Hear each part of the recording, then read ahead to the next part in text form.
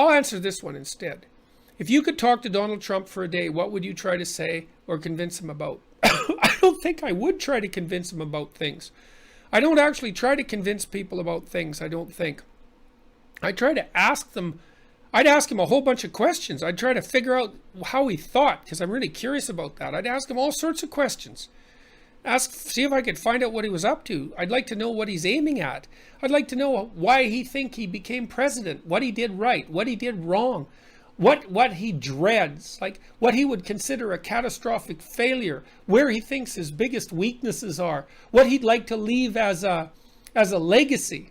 That would be fascinating. But see, I find, generally speaking, it's much more interesting to ask people questions, especially people like that, than ever to try to convince them of things. Because the thing is, I already know what I know, but I have no idea what he knows or what he's like. And so it'd be amazing to be able to talk to him. And so I have a bit of that opportunity now in Canada, because I've been speaking to a lot of political figures in Canada. I'm going to have that opportunity in Europe. But a lot of what you want to do when you meet people is ask them questions, because, you know, they'll tell you all sorts of things you don't know. And that's also an entry point to a really good conversation, is to ask questions. So that's what I would do. I'd ask questions like mad until he chased me away.